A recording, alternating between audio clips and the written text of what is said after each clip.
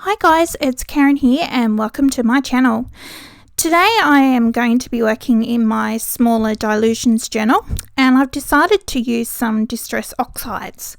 I haven't really used these a real lot, so I thought I would today.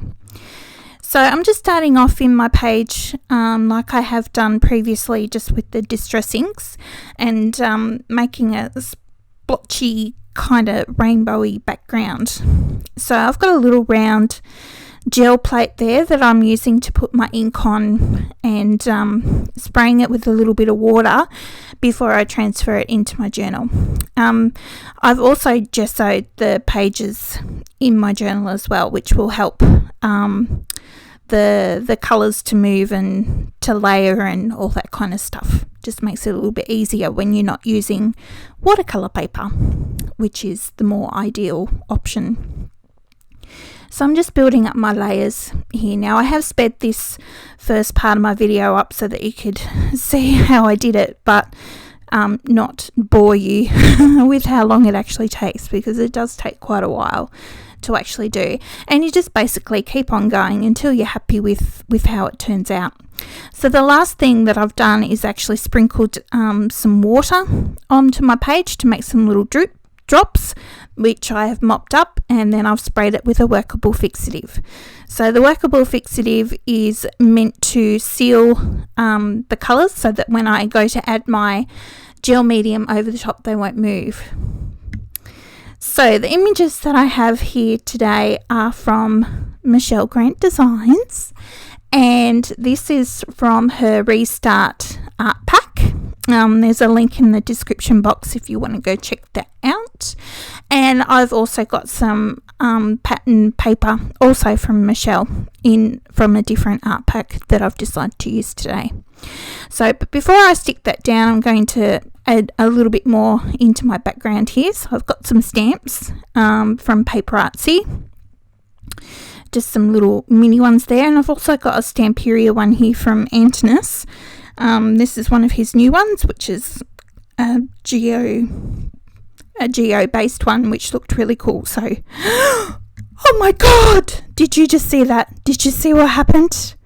Oh my goodness, that is not meant to happen. That's why I used the fixative, but obviously with the fixative and the oxides it didn't work out so well, so all my colours just ran out and went everywhere. And oh my god, did you see that? Now I've ripped my paper. I'm not having a good day, so my poor little girl has now got a hole in her forehead. But I have now learnt my lesson, and I'm continuing on. But instead of putting the gel medium onto my paper and then sticking my tissue paper over the top, I'm actually putting the glue onto the back of my tissue paper and then putting it onto my book, and then putting a little bit of gel over the top to seal it in. So that way I'm not messing up my background anymore. Oh my gosh. You know, workable fixative is really very good, but for some reason, and I'm guessing it's because it's the oxides, it just did not work today. So now I've got to try and fix this hole in her face. Like, oh my gosh. Oh. Dear oh dear.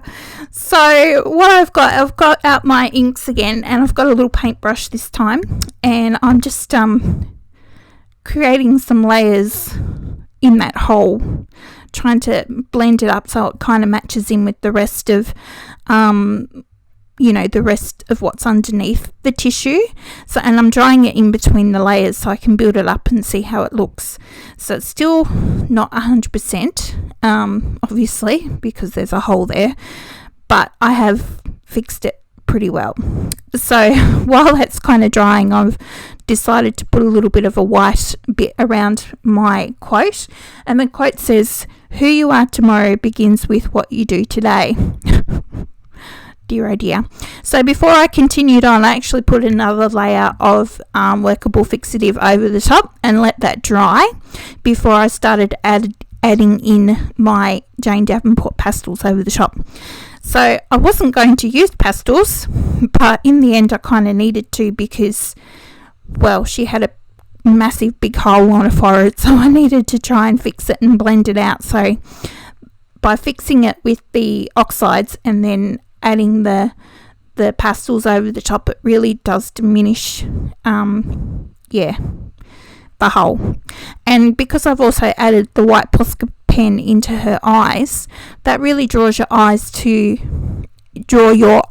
her eyes and not the hole in the forehead.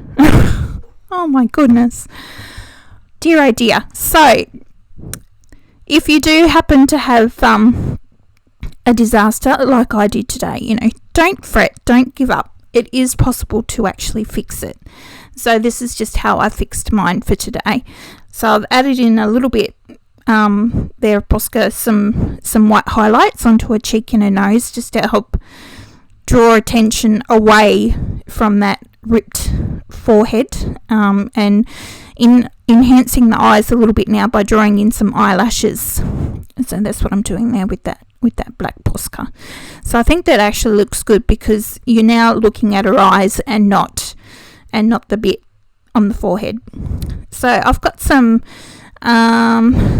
what was that? That was a fluid Daler Rowney acrylic ink in fluoro pink, and now I've got some Colour Blast gold shimmer, which I'm just sprinkling on and adding a little bit of sprinkles and a bit of gold, so that looks quite pretty. And now just doing some little doodling with some other Poscas. Excuse me. So that's pretty much it for my page. It did turn out okay in the end, but it was a little bit disaster in the process. But don't give up. If you do have a disaster, it can be fixed in some form or another, or you just paint gesso over the entire thing and start again. That was the other option, but I managed to save it, so I'm more than happy. So I really hope that you have enjoyed my video. Please like and subscribe to my channel if you're the first time here, and until next time, see you later. Bye.